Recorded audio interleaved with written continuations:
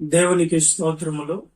కూడి వచ్చిన మీ అందరికి కూడా క్రీస్తు ప్రేమలో వందనాలు తెలియజేసుకుంటూ ఉన్నాను. అందరికి వందనాలు, దేవునికి స్తోత్రాలు. క్రీస్తునందు ప్రేమైన దేవుని వారలారా, ఈ దినాన మనం బైబిల్లో నుండి కొన్ని విషయాల్ని నేర్చుకోబోతున్నాం. అదేంటంటే, కష్టాలలో విజయం పొందుట ఎలా? కష్టాలలో విజయం పొందుట ఎలా? లేదా శ్రమలలో సఫలులగుట ఎలా? ఈ రెండిట్లో ఏది పెట్టుకున్నా ఇబ్బంది లేదు. దేని గురించి మనం మాట్లాడుకోబోతున్నామంటే, శ్రమలు, కష్టాలు, బాధలు, ఇబ్బందులు, విరుకులు, సమస్యలు, శోధనలు, అనేక విషయాలనే మనం ఏమనుకుంటూ ఉన్నామంటే, నిందలు, అవమానాలు, వీటిలన్నిటిని కూడా మనము అనుభవిస్తున్నప్పుడు, అందులో మనం నడుచుకుంటున్నప్పుడు మనకు చాలా కష్టాలలో, బాధల్లో మనం ఉన్నట్లు, కొన్ని బాధలు మనకు నిద్ర కూడా పట్టనివ్వకుండా భయాందోళనకి గురి చేస్తూ, ఎన్ని దినాలు ఈ యొక్క బాధలు నా జీవితాల్లో నేను పడాలి, ఎంతకాలం నా జీవితంలో ఈ కష్టాలు ఉంటాయి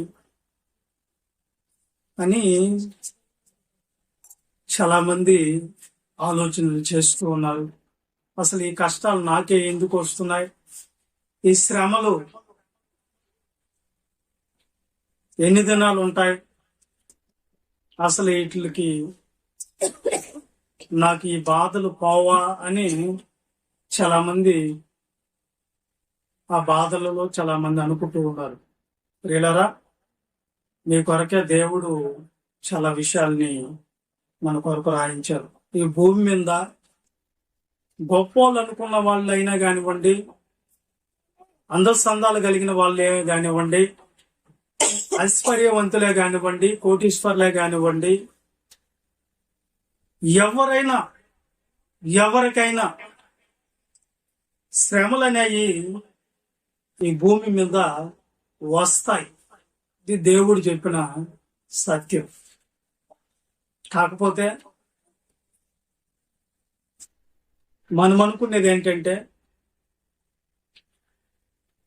బాగా డబ్బుండి, బాగా ఐశ్వర్యవంతులై ఉండి, వాళ్ళకి ఏం బాధలు ఉంటాయండి, వాళ్ళకి ఏం కష్టాలు ఉంటాయండి అని మనం వాళ్ళ గురించి బాధపడుతూ, మాకు ఆ స్థితి లేదు, ఆ పరిస్థితి లేదని వాళ్ళ గురించి మనం ఆలోచన చేస్తుంటాం.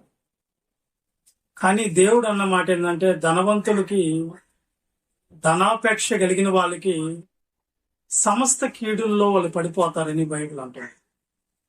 మనకంటే కూడా చాలా బాధలు, కష్టాలు, వాళ్ళ జీవితాల్లో శ్రమలు ఉంటాయి. మనం అనుకున్నది గొప్పోళ్ళు, పెద్దోళ్ళు కదా, వాళ్ళకి ఏం బాధలు అనుకుంటాం. పెద్ద చెట్టుకి పెద్ద గాలి, చిన్న చెట్టుకి చిన్న గాలి. మనకంటే ఎక్కువ బాధలు వాళ్ళకే ఉంటాయి అనేది మన పూర్వీకులు అనుభవించిన వాళ్ళు చెప్పినటువంటి అనుభవాలు. ప్రియులను గమనించాలి. ఈ కష్టాలు లేని మనిషి అంటూ భూమి మీద, శ్రమలంటూ ఈ మనిషికి లేవు అనే వాళ్ళు గాని ఈ భూమి మీద ఎవరు ఉండరండి. ప్రతి ఒక్కరూ శ్రమలు, కష్టాలు, బాధలు ఈ భూమి మీద అనుభవించాల్సిందే. వాళ్ళు ఎంత పెద్దోళ్ళైనా సరే, ఎంత కోటీశ్వర్లైనా సరే, ఐశ్వర్యవంతులైనా సరే, ఎంత పేదోడైనా సరే, ఎంత లేనివాడైనా సరే, వీటికి ఈ భూమి మీద ప్రతి ఒక్కరు అనుభవించాక తప్పదు.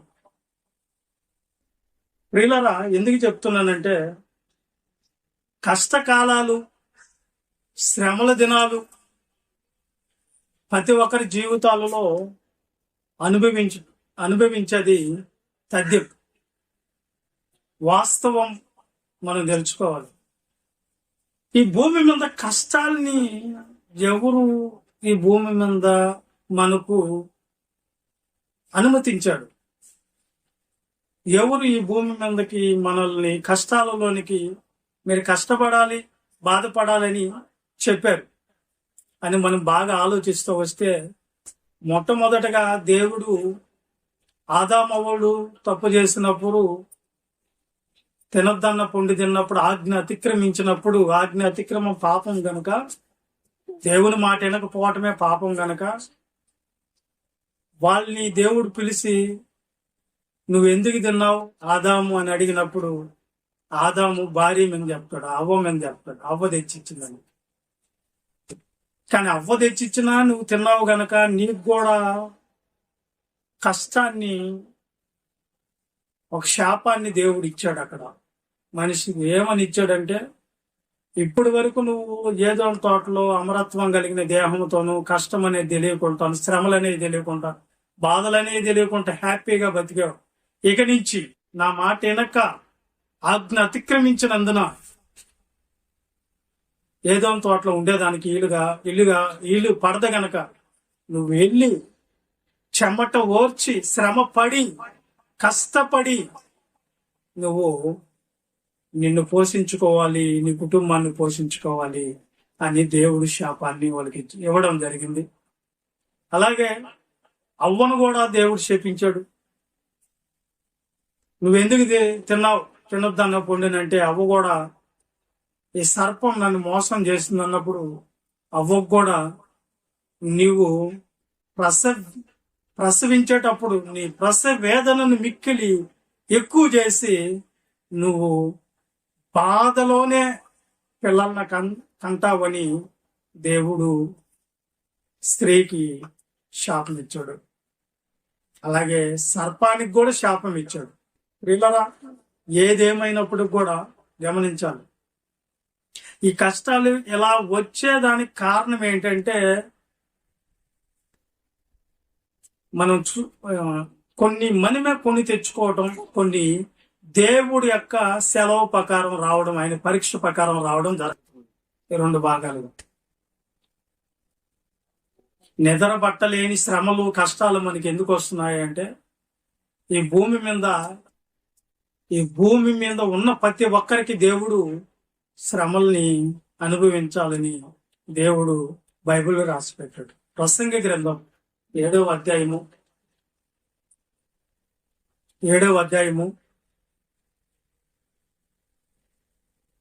14 వచ్చిందని మనం బైబిల్లో నుంచి చదువుకున్నాం.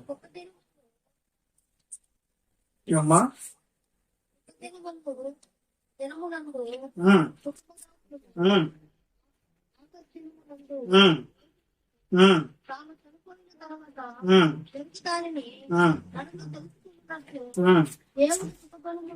దేవుడు సుఖ దుఃఖాలను జతపరిచాడు.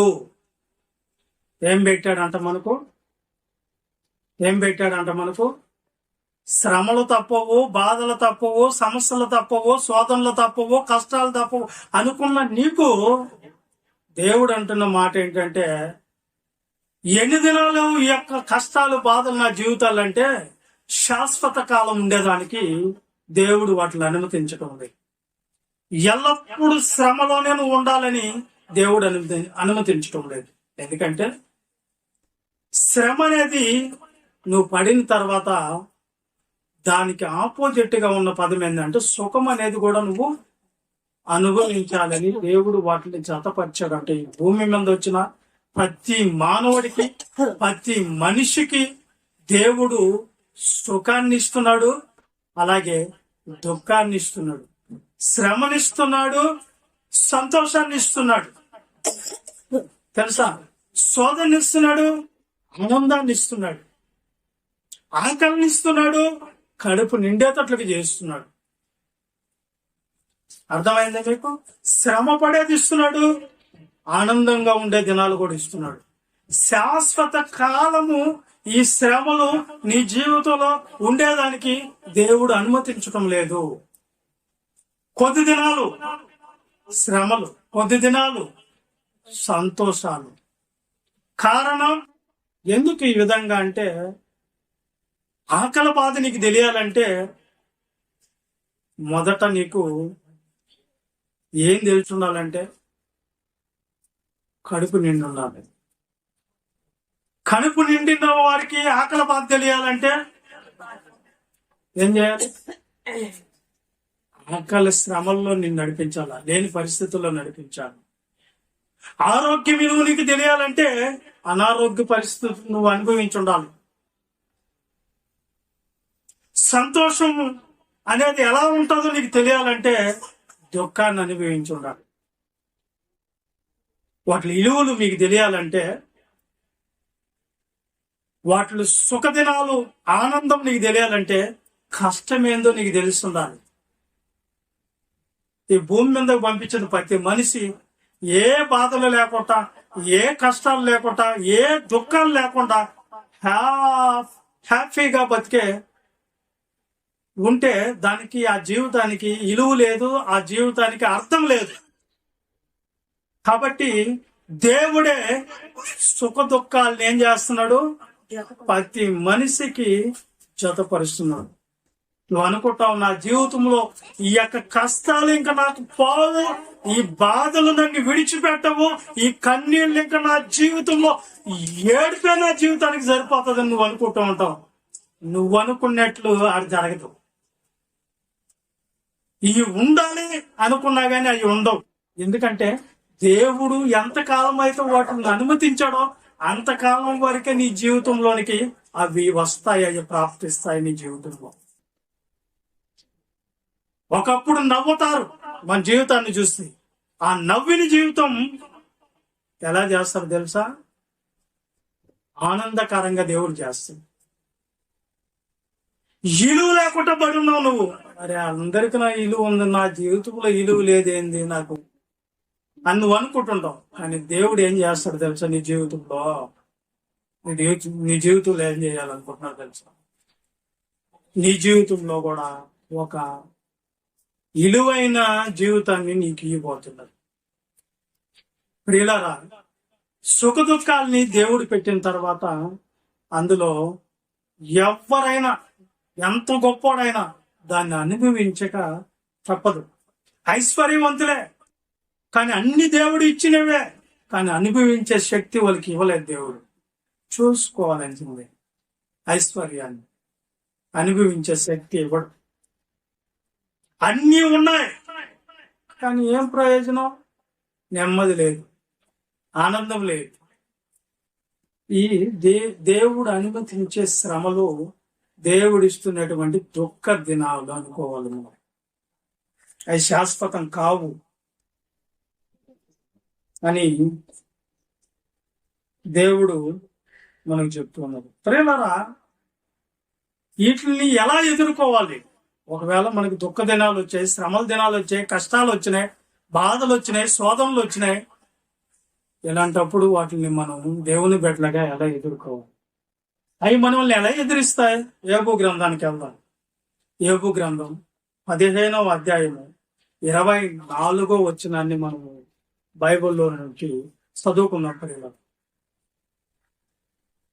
పాస్ట్ శ్రమయు వేదనయు వానిని బెదిరించును యుద్ధము చేయుటకు సిద్ధపడిన రాజు శత్రువును పట్టుకున్నట్లు అవి వానిని పట్టుకును. మరలా వన్స్ మోర్ రిపీట్. శ్రమయు వేదనయు వానిని బెదిరించును యుద్ధము చేయుటకు సిద్ధపడిన రాజు శత్రువును పట్టుకున్నట్లు అవి వానిని పట్టుకును.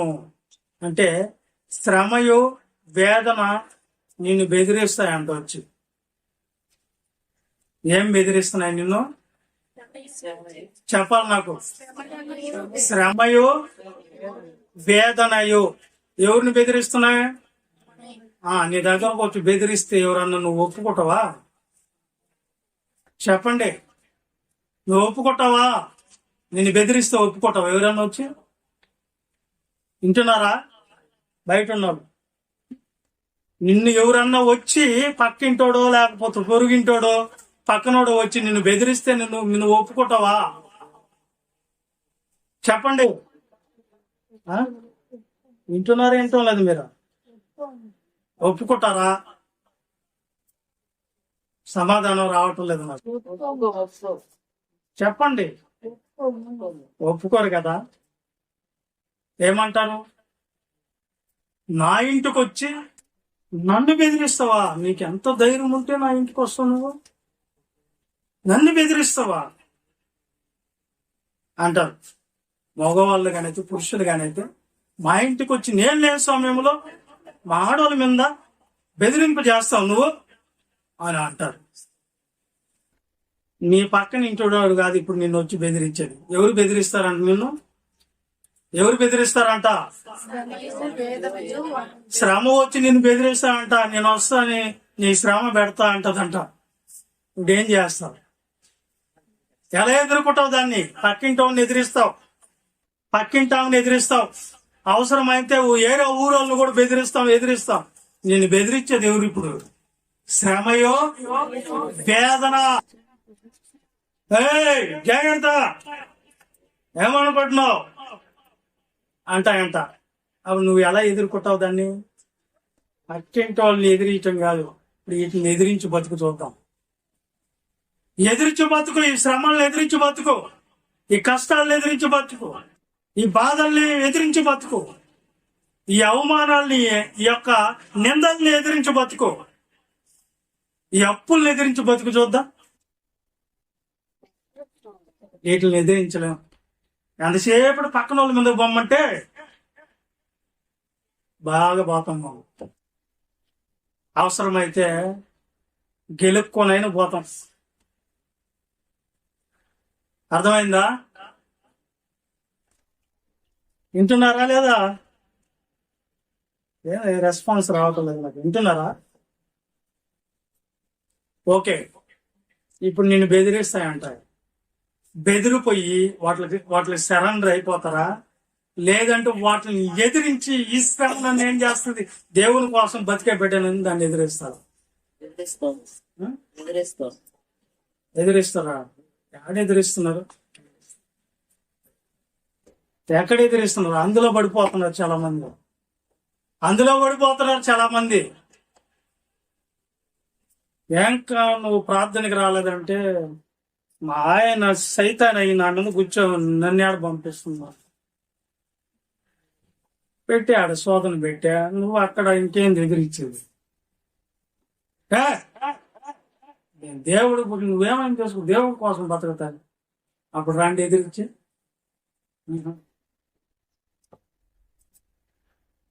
పక్కింటోళ్ళు వాళ్ళు వీళ్ళు నిందలు వేసేసారు, అవమానాలు చేసేసారు, గొడవకు వచ్చేసారు. నేను శోధనలో శోధించేసింది అపవాదం. అప్పుడు ఎదిరించి రండి, చర్చికి ప్రార్థనకి రండి. ఈరోజు నా మనసు ఏం బాగలేదు, పోవాలి ప్రార్థనకి అంటారు. చిన్న జ్వరమో లేకపోతే జలుబో లేకపోతే తలనొప్పి రానండి ఇంట్లో మంచం వేసుకొని కొనుక్కుంటాడు. ఏమంటే బాగాలేదు ఈరోజు చర్చికి రాలేను, ప్రార్థనకి రాలేదు. ఏడ ఎదిరించి వస్తున్నావు, దానికి లోపడిపోతున్నావు, దానికి సరెండర్ అయిపోతున్నావు. మేము ప్రార్థనకి రాలేదంటే ఇంట్లో గొడవ వేసుకున్నామా, భార్య భర్తలు చర్చి మానేసుకున్నారు. చెప్పండి, దానికి సరెండర్ అయిపోతున్నారు కానీ ప్రార్థనకి ఏడ ముందుకు సాగుతున్నారు. పైగా మేము ఎదిరిస్తాము అంటుంటే ఏడ ఎదిరిస్తున్నారు? ఎదిరించే వాళ్ళు ముందు అడిగేయాల దేవుని కోసం. శ్రమయో వేదన నిన్ను బెదిరిస్తాయి. వాటిని బెదిరించి నువ్వు రాగలుగుతావా? దేవుని కోసం బతకగలుగుతావా ఈ భూమిలో అనేది మనం నేర్చుకోవాలి. ఎలాగ దాంట్లో సఫలం అవ్వాలి, ఎలాగ మనం ముందుకు సాగాలి.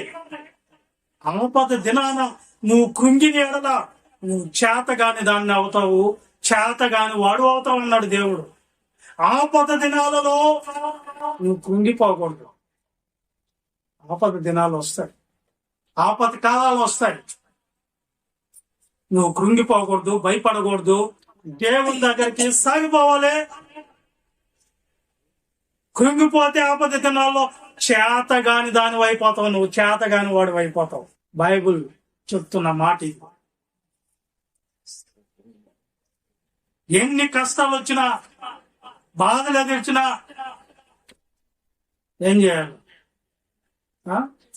యోర్దాను ఎదురైనా, ఎర్ర సముద్రము పొంగి పొర్లినా, భయము లేదు, జయము మనకే, విజయ గీతము పాడేదము. పాట అయితే పాడతారు కానీ ఎర్ర సముద్రం రాబల్లే మన దగ్గరికి, యోర్దాను రాబల్లే. మీ ఆయన వస్తే చాలు, గొడవ వేసుకుంటే చాలు, మంచం ఎక్కి దుప్పటి కప్పు అయిపోలా. నువ్వే ఆడ ఎదిరించేది. భయంకరమైన ఎండన్నా ఎట్ట కూర్చోవాలన్న ప్రార్థనలో ఆడ ఎదిరిస్తున్నావు శ్రమని. అదే ఇంత పెద్ద ఎండకు కూడా పోయి ఆడ పని చేస్తావు, పనికైతే పోతావు, 300 కోసం బూతులైనా దిట్టించుకుంటావు. ఇక్కడ మాత్రం సేవకుడు ఒక మాట అనకూడదు, దేవుని కోసం బతకండి అని చెప్పకూడదు. ఆడండి ఎదిరిచ్చేది. ఇప్పుడు కొన్ని శ్రమలు అంట మనం కొని తెచ్చుకోవాలి. అర్థమైందా? కొన్ని శ్రమలు దేవుడు అనుమతిస్తాడు. అనుమతిచ్చే శ్రమలు కొంతకాలమే ఉంటాయి, పరీక్షలు. మనం కొనుక్కునే శ్రమలు ఎలా ఉంటాయి? ఎలా వస్తాయి శ్రమలు? ఒకసారి చూస్తారా? మనం కొని తెచ్చుకున్న శ్రమలు ఎలా ఉంటాయి చూద్దామా? సామెతల గ్రంథం 13వ అధ్యాయము 12వ వచనం. సామెతల గ్రంథం 13:12. కోరిక సఫలము కాకుండా చేత హృదయము నొచ్చును. సిద్ధించిన మనోవంచ జీవవృక్షము. చాలే. ఏందంటే ఇప్పుడు ఏంటి వీళ్ళు బాధ అంటే, కొంతమంది కోరికలు తీరకపోవటం వల్ల ఏమొస్తుందంట వాళ్ళకి? హృదయంలో బాధ, హార్ట్ అటాక్ వచ్చింది. ఏం దేవుడి దగ్గర పోయి పలాన్ని చేయి దేవుడు అని కోరుకుంటే దేవుడు చేయటం లేదు. కోరికలు అంటే మనకు చాలా తెలుసు.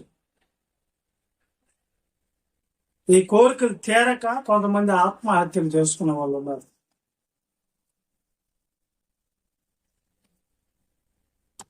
అర్థమైందా? ప్రేమించిన అమ్మాయితో పెళ్లి జరగలేదని ఒక వ్యక్తి ఆత్మహత్య. ఆయన కోరిక నెరవేరలేదు. వ్యాపారంలో నష్టం కలిగిందని ఆత్మహత్య. వ్యవసాయంలో పంటంతా నాశనం అయిపోయిందని రైతు ఆత్మహత్య. పరీక్షల్లో ఫెయిల్ అయిపోయారని తల్లిదండ్రులు ఇంత డబ్బు పెట్టి సంపాదించిన నా మీద ఎన్నో ఆశలు పెట్టుకుంటే నేను పాస్ అవ్వలేకపోయానని యవనస్తులు ఆత్మహత్యలు. ఇవన్నీ కోరికలు తీరలేదని ఆత్మహత్యలు. పట్టు చీర కనిపెట్టలేదని భార్య ఊరేసుకొని చచ్చిపోయింది. ఆమ్లెట్ వేయలేదని భర్త ఊరేసుకొని చచ్చిపోయాడు. ఏంటి కోరికలు? కోరికలైనా ఎదుర్కొంటాయి. అర్థమైందా? ఎకరా పొలం ఉండేవాడికి ఈసారి 2 ఎకరాలు ఉంటే బాగుంటుంది అనిపిస్తుంది. అర్థమైందా? ఎమ్మెల్యేగా ఉండేవాడు ఈసారి ఎంపీ అయిపోతే బాగుందంట. ఎంపీగా ఉన్నవాడు ఈసారి ముఖ్యమంత్రి అయిపోవాలనుకుంటాడు. ముఖ్యమంత్రిగా ఉన్నవాడు ఈసారి నేను ప్రధానమంత్రి అయిపోతే బాగున్నాడు. ప్రధానమంత్రికి ప్రపంచానికి చక్రవర్తి అయిపోతే బాగుంది అనిపిస్తుంది. ప్రపంచం అంతా వచ్చేసినా సరే నేను చంద్రమండలం కూడా నాది అయిపోతే బాగుంది అనిపిస్తుంది. ఈ కోరికలు ఎవరు తీరుస్తారు? అర్థమైందా? కోరికలు లేని మనుషులు ఉన్నారా? కోరికలు తీరకపోవడం వల్ల ఆత్మహత్య చేసుకోవటం కూడా పాపం. నిన్ను నువ్వు చంపుకోకూడదు అన్నాడు దేవుడు. నీ దేవుడైనా యెహోవా సెలవిచ్చిన మాట ఏమనగా నిన్ను నీవు ప్రాణహాని చేసుకోకూడదు. చేసుకుంటే అగ్నిగుండంలోకి వెళ్తావు. నిన్ను నువ్వు చంపుకునేదానికి కూడా నీకు హక్కు లేదు. అర్థమైందా? వీటి వల్ల కొంతమంది ఏమైపోయారంట? ఏమైపోయారు? ఎదిరించలేక వాటిల్ని, అప్పుల్ని ఎదిరించలేక, అవమానాలని ఎదిరించలేక, నిందల్ని ఎదిరించలేక ఎంతో మంది కృంగిపోవటం, చనిపోవటం అనే పరిస్థితుల్లోనికి వెళ్ళిపోయిన వాళ్ళు ఈ భూమి మీద కొల్లల మంది ఉన్నారు. అవునా? అవునా కాదా? ఏమ్మా, వింటున్నారా? కట్టి ఏడుండి ఆడ తిరుగుతున్నారు పేతాత్మలవి. అందుకే ఎక్కడో తిరగబాకండి. అందుకని మనం కొని తెచ్చుకునే శ్రమలు అయ్యి. అప్పులు ఎవరు చేయమన్నారు? చేసుకున్నావు, ఒప్పుకోడు తిన్నావు, అప్పు కట్టలేకపోయావు, అప్పుడు వచ్చి జుట్టు పట్టుకున్నాడు, గురేసుకొని చేస్తున్నావు. ఎదిరించలేకపోతాం. చిన్న అప్పులే. అనారోగ్య పరిస్థితుల్లో మంచాన పడిపోతే నిన్ను చూడలేకపోతున్నామని పిల్లలు తిట్టారని ఒక ముసలావిడ, నడవలేని ముసలాం కూడా వెళ్ళిపోయి బావిలో పడి చచ్చిపోయింది. ఎందుకు నేను భారం?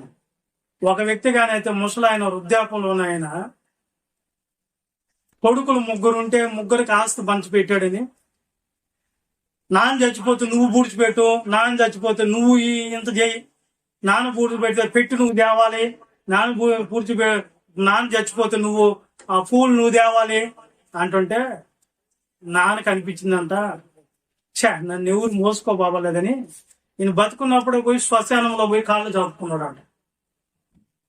నీకెందుకు రా బాధ, నేను ఇప్పుడే పోయి ఆడ కొనుక్కుంటాలే, నన్ను ఎవరు మోయబడలేదు అన్న.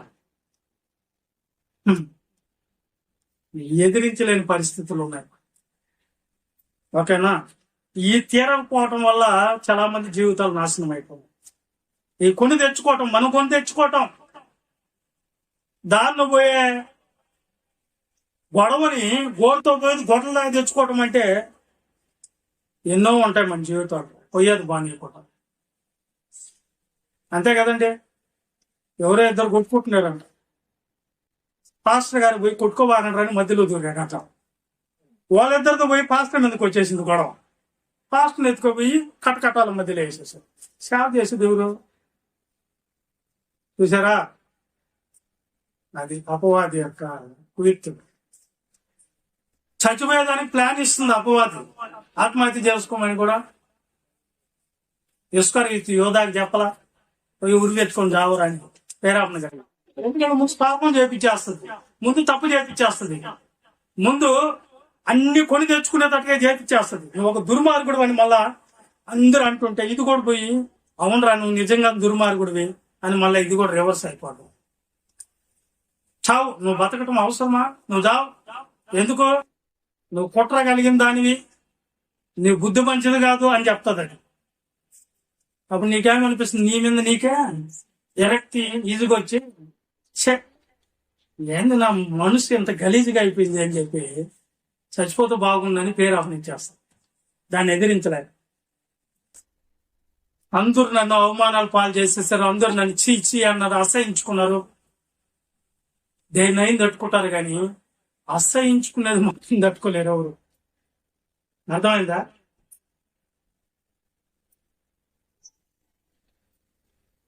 ఓకే, కొని తెచ్చుకుంటున్నాం, మనమే కొని తెచ్చుకుంటున్నాం. కొన్ని ఇంకోటి ఏం కొని తెచ్చుకోవడం? కీర్తన గ్రంథం 119 కీర్తన 28 వచ్చిన చూద్దాం. త్వరగా నాన్న. వ్యసనము వలన 119 కీర్తన 28. వ్యసనము వలన నా ప్రాణము నీరైపోయింది. నా ప్రాణం ఏమైపోద్దంట? నీరైపోవటం అంటే నీళ్లు అయిపోవటం అని కాదు.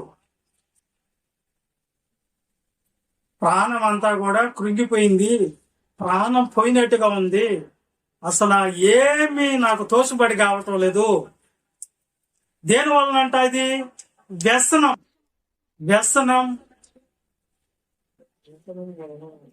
వ్యసనం ఆంగ్లంలో అనువదిస్తే వ్యసనానికి మారు ఏమొస్తుంది?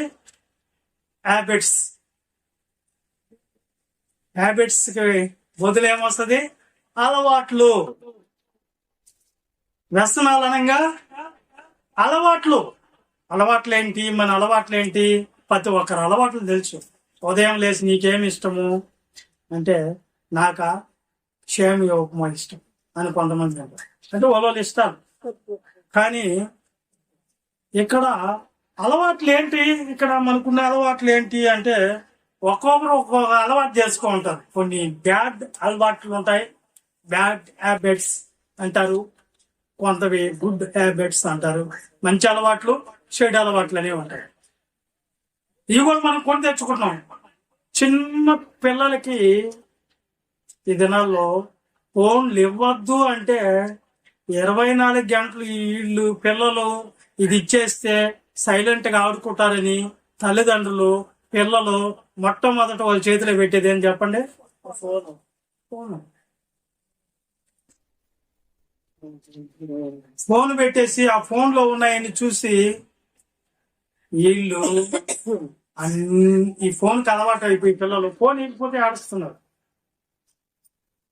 ఫోన్ లో ఉన్నాయన్నీ మైండ్ లోకి ఎక్కేస్తున్నాయి. విచిత్రం ఏం తెలుసా, మనకి తెలియని కూడా పిల్లకాయలకి తెలిసిపోతున్నాయి. దాంట్లో మరి అది ఎక్కడ ఉందో చూపెట్టరా అంటే నాకు చెప్తున్నారు వాళ్ళు, అన్న ఇది ఎట్ట తీయాలా, దాన్ని ఎట్ట చేయాలా అని. చూసారా, ఫోన్ ఎంతవరకు అంటే అంతవరకే. ఒక ఆయన రాత్రి పొగులు ఫోన్ చూసుకుంటానే ఉంటాడు. పొగులు కూడా రాత్రులు కూడా కొనుక్కొని భారీ కోపం వచ్చి దుండి ఎత్తి మొహాన్ని కొట్టి, నువ్వు నన్ను ప్రేమిస్తున్నావా ఫోన్ ని ప్రేమిస్తున్నావా అని అంటే, నిన్ను ప్రేమించను, ఫోన్ ను ప్రేమించను, ఛార్జర్ని ప్రేమిస్తున్నావు అన్నాడు. అతను ఎందుకో ఛార్జర్ ఉంటాయి కదా, ఇది దీనికి ఛార్జింగ్ అయ్యేదాన్ని. ఫోన్లో అంతా బిజీ అయిపోతున్నారు చాలా మంది. బండి తోలుకుంటా కూడా ఫోనే, అర్థమైందా? చెవులో పెట్టుకొని ఫోనే, బండి తోలుతా, పని చేసుకుంటాం ఫోనే, వంట చేసుకుంటా కూడా ఫోనే. అర్థమైంది? మేము ఒకసారి చెప్పాను మీకు. పనికి పోయొచ్చిందో లేదో కొంతమంది కొన్ని అలవాట్లు. ఫోన్ అనే అలవాటు ఈ దినాల్లో ఏ పనిని ముందుకు సాగలేదు. ఒకప్పుడు సినిమా చూడాలంటే ఎప్పుడు పండగలప్పుడు తీసుకోపోయేది థియేటర్కి. సంవత్సరానికి ఒకసారి పండగలు వస్తే ఒక్కరోజు తీసుకోపోతారు సినిమాకి. అప్పుడు సంవత్సరం రోజులు ఎదురు చూడాలి సినిమా చూడాలంటే. టీవీలు లేవు, ఏం లేవు. ఆ థియేటర్లో పోయి ఇదేమైపోయిందంటే ఒక చిన్న టీవీ లాగా, గోడ టీవీ లాగా వచ్చేసింది. ఇప్పుడు ఆడ ఒక సినిమా, ఇక్కడ టీవీలో ఎన్ని వస్తాయి రోజుకి? డిస్లో 4 సినిమాలు. ఇంక ఇంటికి వస్తే టీవీ దగ్గర కూర్చొని ఉండేవాళ్ళు అందరూ పని చేసుకోకుండా.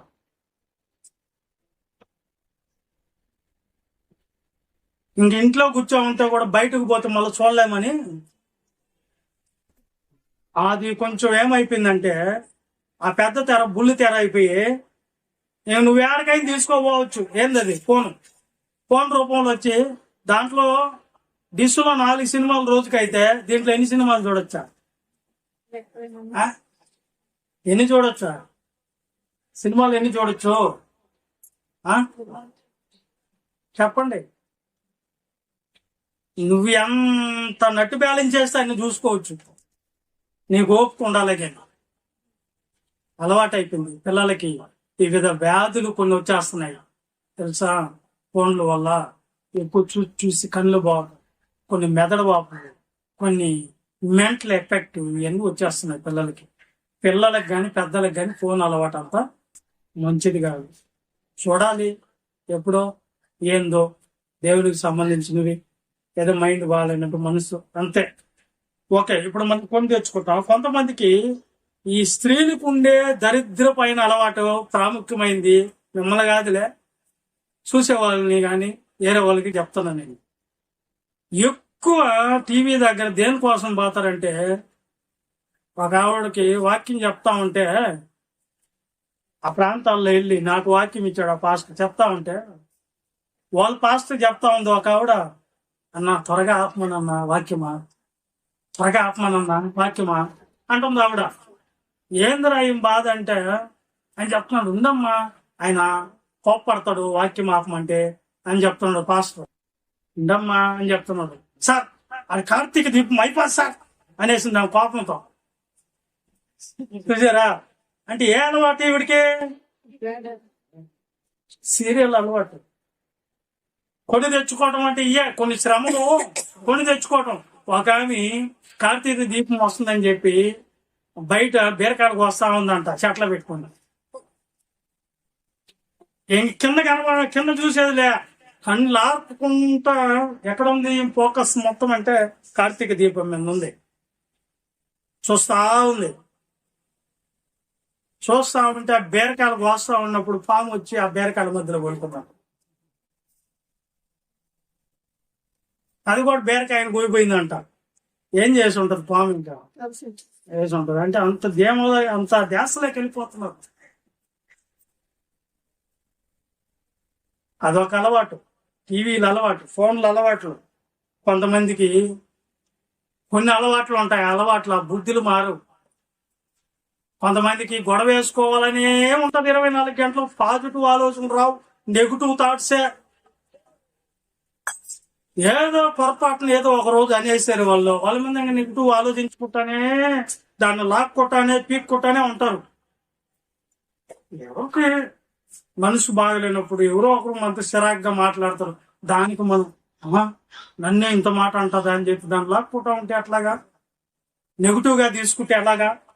పాజిటివ్ గా తీసుకోవాలి దాన్ని. అర్థమైందా? పాజిటివ్ గా తీసుకుంటే మనం నెగిటివ్ గా ఆలోచించుకుంటా ఉంటే ఎట్లాగా? నా బతికి ఇంతే, నా జీవితం ఇంతే, నేను ఇంతే, నాకు ఈ తప్పవో, ఈ కష్టాలు తప్ప, ఈ బాధలు అని నువ్వు అనుకుంటా ఉన్నావు. నిజంగా నీ కళ్ళ ముందు సుఖాలు, ఆనందాలు కనిపిస్తా ఉన్నా గానీ నాకు గాదులయ్యి అని అడిగానే ఉంటావు. ఎంత భ్రమలో ఉన్నారంటే వీళ్ళు. దేవుడు ఇచ్చినప్పుడు అనుభవించాలి, సంతోషంగా ఉన్నప్పుడు సంతోషంగా ఉండాలి, దుఃఖం వచ్చినప్పుడు ఆలోచన చేయి. ఏమన్నాడు దేవుడు? సుఖదినమందు సుఖంగా ఉండము, దుఃఖదినమందు యోచించమన్నాడు. దేవుడు చెప్పిన మాట ప్రకారం ఉండండి. పౌలు గారు ఏమన్నాడు చూడండి. చూసారా పౌలు గారు ఏమన్నాడు? ఒకసారి చూడండి పౌలు గారు ఏమన్నాడు చూడండి. ఫిలిప్పీ పత్రిక 4:11 చూడండి. పౌలు గారు ఏమంటున్నాడు చూడండి. త్వరగానే నాకు కొదువు కలిగినందున అమ్మా, నాకు కొదువు కలిగినందున. ఫిలిప్పీ పత్రిక 4:11 నాకు కొదువు కలిగినందున నేను ఇలాగ చెప్పుటలేదు. నేను ఏ స్థితిలో ఉన్నానో ఆ స్థితిలో సంతృప్తి కలిగి నేర్చుకున్నాను. ఏ స్థితిలో ఉన్నా సరే, స్థితిలో ఏమైనా మారనే, నేను ఏ స్థితిలో ఉన్నా సరే సంతృప్తి కలిగేది నేర్చుకున్నాను. దేన స్థితిలో ఉండనెరుగుదును, సంపన్న స్థితిలో ఉండనెరుగుదును, ప్రతి విషయములోను, అన్ని కార్యములలోనూ కడుపు నిండిటను, ఆకలి కలిగి ఉండటను, సమృద్ధి కలిగి ఉండటను, లేమిలో ఉండటను నేను నేర్చుకున్నాను. నన్ను బలపరచవాలి అంటే సమస్తమును చేయుచున్నాను నేను. అయినను నా శ్రమలో మంచి పని చాలు. చూడండి ఆయన ఏం నేర్చుకున్నాడంటే దేవుని దగ్గర పౌలు గారు దేన స్థితిలో ఉండనేరుగును.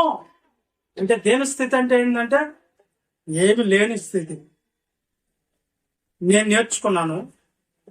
తర్వాత సంపన్న స్థితిలో ఉండనేరుగును. సంపన్న స్థితి అంటే అన్ని కలిగి ఉండటం నేర్చుకున్నాను. అర్థమైందా మీకు? అర్థమైంది బయట వాళ్ళు? అర్థమైందా? దేన స్థితిలో ఉండనెరుగుదా అంటే పేద స్థితిలో, ఏమి లేని స్థితిలో ఉండనెరుగుదు నేర్చుకున్నాను. అప్పుడు నా మనసు సంతృప్తిగానే ఉంది. తర్వాత సంపన్న స్థితిలో ఉండనెరుగుదును. డబ్బు వచ్చిన స్థితిలో, బాగా ఐశ్వర్యం వచ్చిన స్థితిలో కూడా నేను ఉండాను. కొంతమంది ఏమి లేనప్పుడు బాగుంటారు. ఏదన్నా వాళ్ళకి వచ్చిందనుకోండి బాగా డబ్బు, మనసు ఏమైపోతుంది, మారిపోతారు. మనం వైపు కూడా చూడరు. కానీ పౌలు గారికి ఆ స్థితిలో కూడా ఆయన ఎలా ఉన్నాడంట, సంతృప్తిగా ఉన్నాడు. ఏ స్థితిలో ఉన్నానో, ఆకలిగా ఉండేది నేర్చుకున్నాను, కడుపు నిండుండేది నేర్చుకున్నాను. ఏ స్థితిలో నేనున్నాను, సంతృప్తి కలిగి ఉన్నాను. మనం ఉన్నాం అలాగా.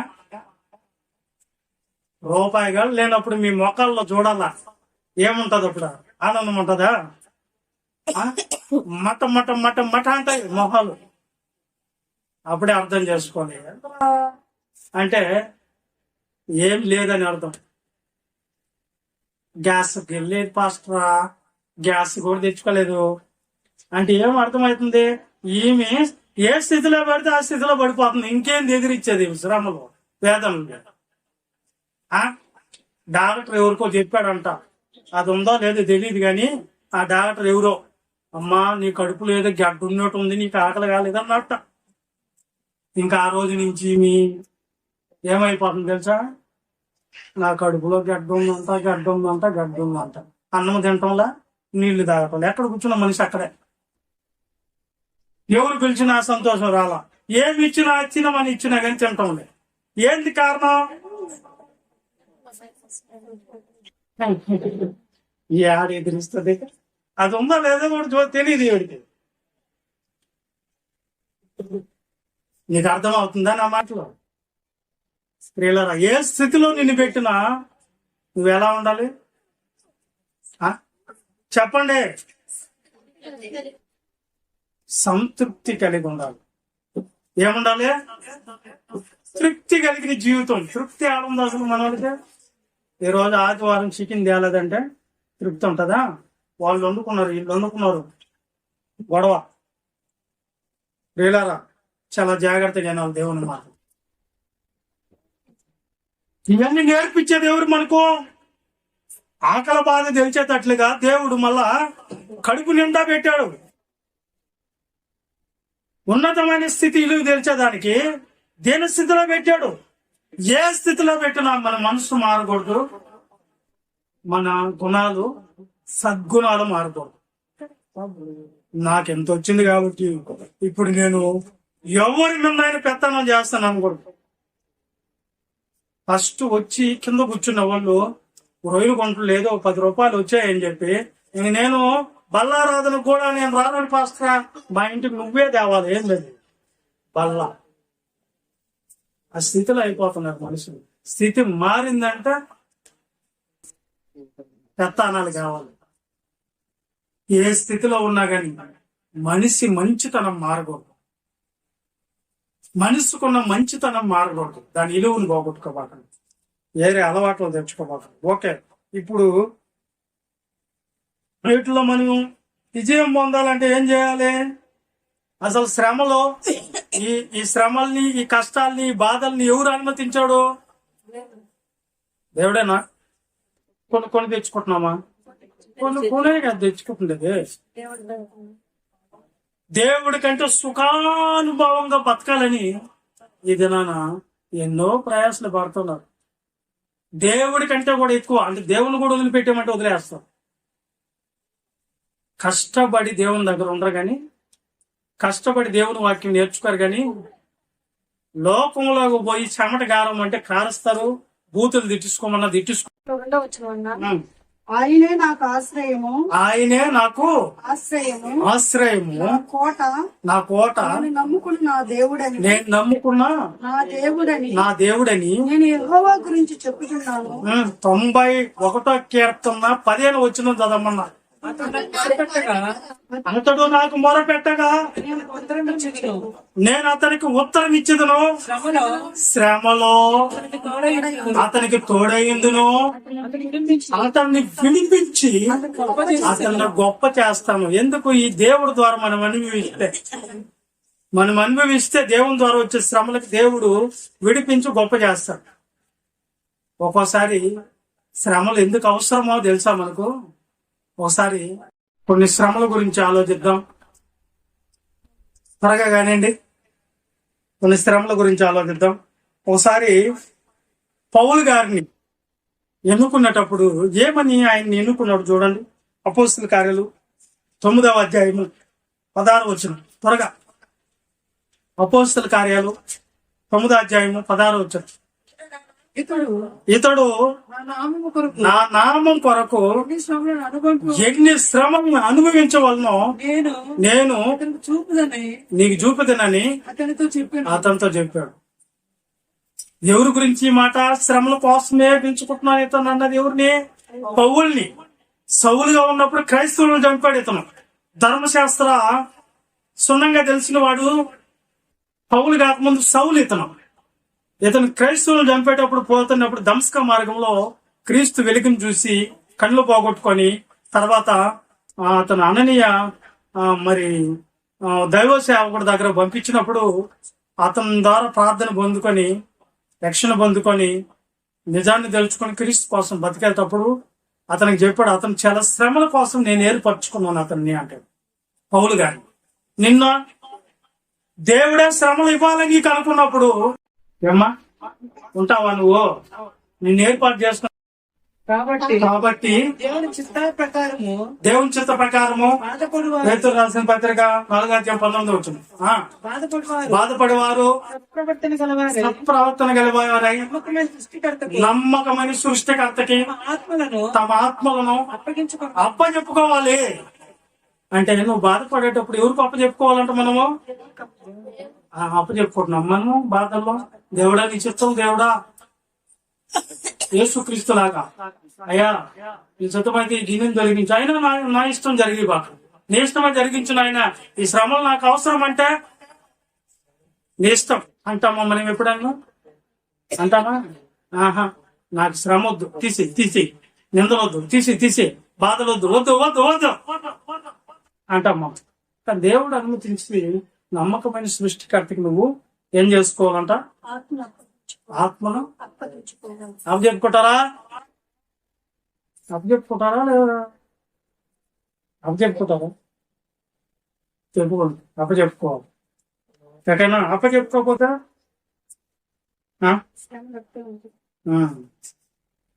ఎందుకు ఈ శ్రమలని? యాకోబు పత్రిక 1:14 వీళ్ళకి వచ్చే శ్రమలు ఎందుకు వస్తున్నాయి అసలు? త్వరగా ప్రతి వాడును తన స్వకీయమైన దురాశ చేత ఏడవబడి మొరలు కొలపబడి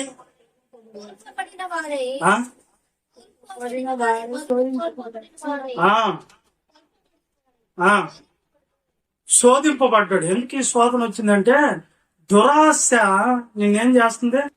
శోధనలోకి ఇడ్చుకోబోతుంది. దురాశ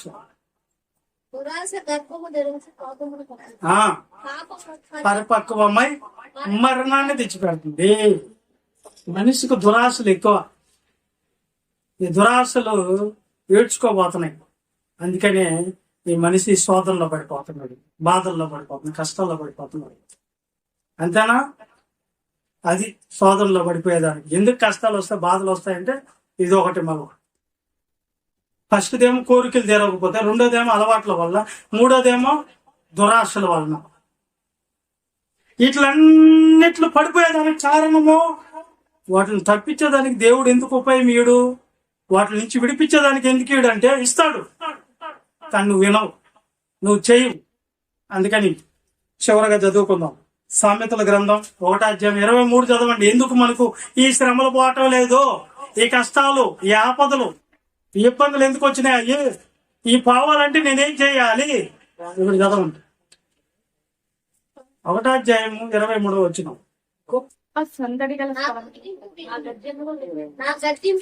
నా గద్దింపు విని తిరుగుడే ఆలకించుడే నా ఆత్మను మేమెందుకు కుమ్మరించదును. ఏమన్నాడు ఉంటాను? నా గద్దింపు విన్నారా మీరా? అది నేను గద్దించా మిమ్మల్ని ఎప్పుడా? మీరు శ్రమల్లో ఉన్నప్పుడు, శోధనలో ఉన్నప్పుడు, కష్టాల్లో ఉన్నప్పుడు మీరు విన్నారా? నా వైపు తిరిగారా? తిరగల. నేను పిలవగా నేను పిలవగా విన్నారా? మీరు మాట విన్నారా? విన్నారా? దేవుడు పిలిచినప్పుడు విన్నారా? ఆయన ఎప్పుడు పిలిచారా అంటారా? దేవుని వాక్యం ద్వారా, సేవకుల ద్వారా పిలిచాయన్ని దేవుడు పిలుపు అనుకోవాలి. మనం రానాయన దేవుని పని ఉంది వెళ్దామరా అంటే రారు. రానాయన సువార్త పని చేద్దాము, నీకు అప్పచెప్పిన పని నువ్వు కూడా చేయాలి కదా, నేను ఒక్కనే కాదు కదా దేవుని తండ్రికి బిడ్డని, మీరు కూడా తండ్రి పెట్టలే కదా, అందరూ మీ పిల్లలం అయినప్పుడు అందరికి కలిసి చేస్తేనే కదా పని జరుగుతుంది. ఈ తండ్రి పని మీరు అందరు రావాలి, సువార్త కూటమి పెడదామంటే నేను రానన్నా, నాకు పని ఉందన్నా. నేను పిలవగా మీరు ఆడొచ్చారు దేవుని పనికి? ఆహా, రాలా. ఎప్పుడు వస్తారు తెలుసా? అన్నా గుండెల్లో నొప్పి వచ్చేసిందన్నా, ఎందు ఆగిపోయేటట్టుగా ఉందన్నా గుండె, అమ్మా ఊపిరి రావటం లేదమ్మా, ప్రార్థన చేయమ్మా. అప్పుడా? అప్పుడు వచ్చేది నువ్వు. నేను పిలవగా వినకపోతే నేను చెయ్యి చాపగా నన్ను లెక్క చేయలేదు, నేను చెప్పిన బోధ వాక్యము మీరు వినలేదు, తోసివేశారంట. అంటే విన్నారు కానీ అది నాకు వద్దులే ఆయన చెప్తానే ఉంటాడు సోది అని తోసేశారు. ఏంది? నేను గద్దింపుగా లోబడలేదు కాబట్టి మీకు అపాయము కలిగినప్పుడు మిమ్మల్ని గద్దించి అయిపోయింది. ఇప్పుడు మీకేం వస్తాయి? నెక్స్ట్ అపాయం వచ్చినప్పుడు ఏం చేస్తానంటే దేవుడు, అది అండి దేవుడు మిమ్మల్ని శోధనలో ఎందుకు పట్టించుకోవటం లేదు, ఎందుకు ఆపదల్లో మిమ్మల్ని పట్టించుకోవటం లేదు, ఎందుకు శ్రమలు వచ్చిన శోధనలు వచ్చిన దేవుడు మీ ప్రార్థన ఆలకించటం లేదంటే, మీకు దేవుడు ఎన్నో మారేదానికి, మారు మనసు పొందేదానికి, మనసు మార్చుకునేదానికి, దైవత్వం పొందుకునేదానికి అవకాశాలు ఇచ్చినా నువ్వు మార్చుకోవటం లేదా మనసు. దేవుడు చూశాడు ఇంక వీళ్ళు మారరు అని చెప్పేసి వదిలిపెట్టాడు. అప్పుడు ఆపద వస్తే ఏమొస్తుంది మనకు? ఎవరు గుర్తుకొస్తారు? దేవుడు వస్తాడు.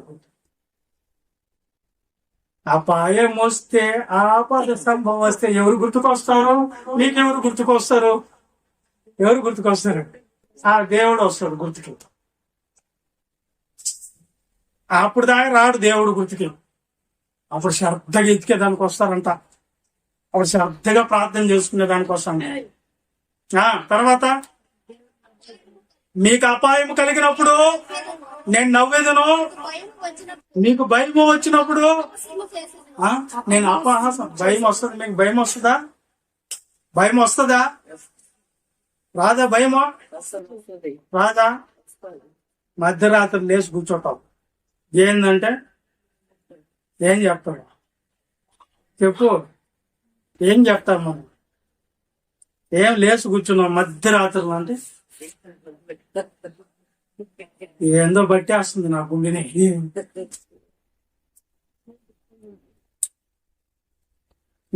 వల్ల కావటంలే, కొనుక్కుంటే చచ్చిపోయేటట్టుగా ఉందా, కన్ను మూస్తే చచ్చిపోయేటట్టుగా, ఎన్నో భయం, ఉలిక్కు పట్టులేస్తుంటారు. ఎందుకో ఏందో ఎక్కడో నన్ను ఎవరో పట్టుకొని చంపేస్తున్నారు, ముందు కోసేస్తున్నారు, ఏందేందో చెప్తారు. ఇక భయము, వణుకు వస్తుందంట. అప్పుడు దాకా దేవుడు గుర్తు కదా. మీ మీదకు భయమును వణుకును వచ్చినప్పుడు, సుడిగాలు వచ్చినట్లు మీకు అపాయం కలిగినప్పుడు, కష్టమును దుఃఖమును ప్రాప్తించినప్పుడు నేను కూడా మిమ్మల్ని పట్టించుకోను. అర్థమైందా? ఎందుకు మీకు శ్రమల బాటలు, కష్టాల బాటలు, కన్నీళ్ళు ఎందుకు తెలుసా? నేర్చుకోండి. నేనేం చెప్పాను? బాప్తీసాలు తీసుకునే వాళ్ళు తీసుకున్నాను. ఇంకా త్వరగా ఏం చేస్తానంటే ప్రభుత్వాలు మారుతున్నాయి. ఇక నుంచి అంట బాప్తీసాలు ఎవరైనా తీసుకోవాలంటే ప్రభుత్వం దగ్గర నుంచి ఆజ్ఞ జారీ చేసుకురావాలంట. బాప్తీసం తీసుకునే వాళ్ళకి లైసెన్స్ ఉండాలి, బాప్తీసం ఇచ్చే వాళ్ళకి లైసెన్స్ ఉండాలంట. అలాంటి రోజులు రాబోతున్నాయి. ఎందుకు తీసుకుంటున్నావు, నువ్వు ఎందుకు మారుతున్నావు, ఈ ప్రశ్నలు అన్ని అడుగుతారు. అప్పుడు బాగుంటది, మీకు రక్షణ ఉండదు. అందుకని ముందుగానే ఆపద కాలం రాకముందే సిద్ధపడండి. ప్రభుత్వాలు మారుతాయి, అవసరమైతే బైబిల్ కూడా ప్రింట్ ఆపేస్తారంట. వచ్చేస్తుంది త్వరగా, అంతకాలం. ఎలాంటి శ్రమల్లో ఎందుకు వస్తున్నాయో తెలుసా?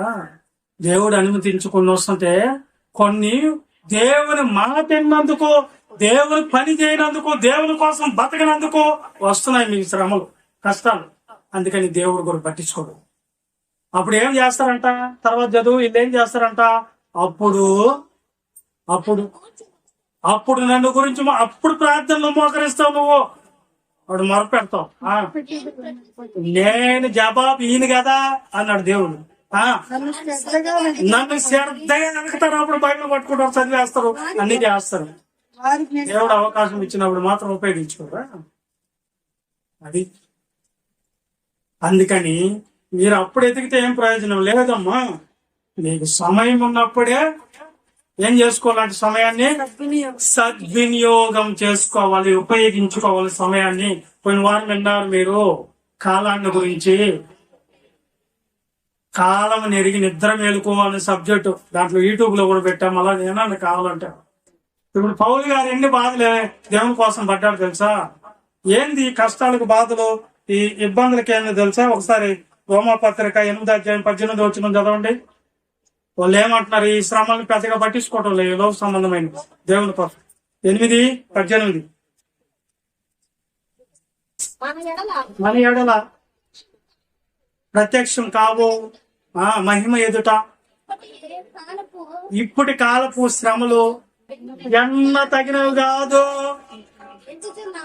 అదిగో అంటే ఈ కాలం శ్రమలు అవి పెద్దగా పట్టించుకోకూడదు, దేవుని కోసం సాగిపోవాలి. అర్థమైందా? శ్రమల గురించి ఇప్పుడు దేవుని కోసం పెద్ద శ్రమలు అనుకోకూడదు. వాళ్ళు పడిన పెద్ద శ్రమలు. పౌలు గారు ఎంత శ్రమలు పడ్డాడో 2 కొరింథీ పత్రిక 11:23 చదువుకున్నాం, ముగించుకున్నాం త్వరగా.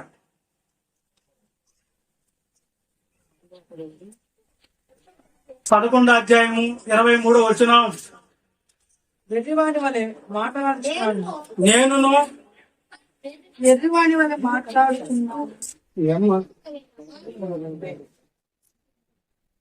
11:23 వారు క్రీస్తు పరిచారకుల ఎర్రివాణి వలె మాట్లాడుచున్నాను, నేను మరి ఎక్కువగా క్రీస్తు పరిచారకుడును, మరి విశేషముగా నేను ప్రయాసపడ్డాను.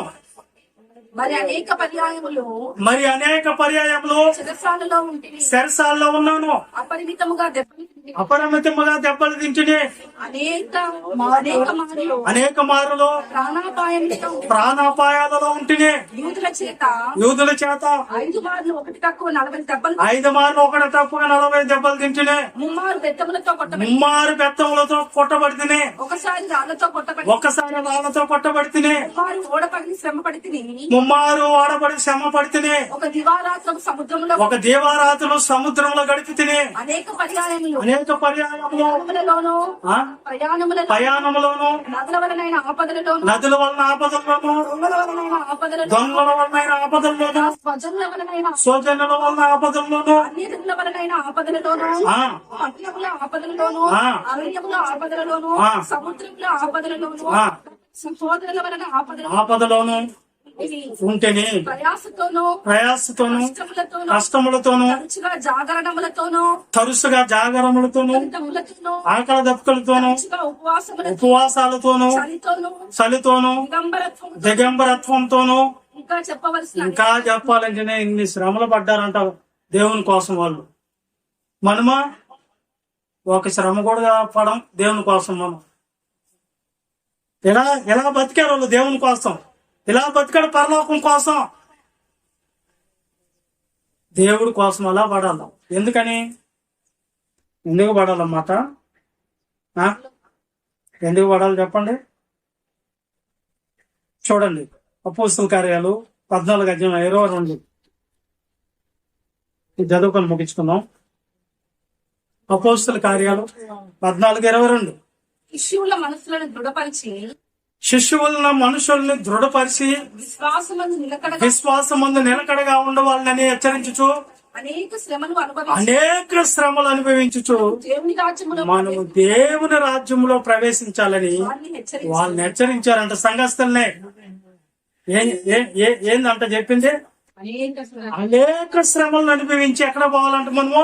దేవుని రాజ్యం. పరలోకము కావాలా వద్దా మీకు? ఏమక్క పరలోకం వద్దా? పరలోకం వద్దా కావాలా? ఏం సైలెంట్ అయ్యారు? వద్దానే కావాలంటే ఏం పడాలంట మనము? శ్రమలు పడాలా? అనేక శ్రమలు పడి దేవుడు రాజు. కొన్ని తెచ్చుకున్న శ్రమలు, కొన్ని దేవుడు అనుమతించే శ్రమలు. అర్థమైంది మీకు? ఇప్పుడు సుఖ దుఃఖాలు నువ్వు జతపరిచాడు దేవుడు. దేవుడు అనుమతించి శ్రమలలో మనం ఉంటే మనకు ఆశీర్వాదకరంగా మారుతాడు. ఒక యోసేపు వలె. యోసేపు అనేక శ్రమల్లో, కష్టాల్లో, నిందల్లో, అవమానాల్లో కూరుకున్నాడు. కానీ దేవుడు అతన్ని జ్ఞాపకం చేసుకుని బయటికి ఇడిపించి గొప్ప చేశాడు. ఒక మోషే శ్రమలలో ఆయన్ని ఎడారిలో వదిలేశాడు. దేవుడు జ్ఞాపకం చేసుకుని 20 లక్షల మందికి నాయకుడిగా దేవుడు ఎన్నుకున్నాడు.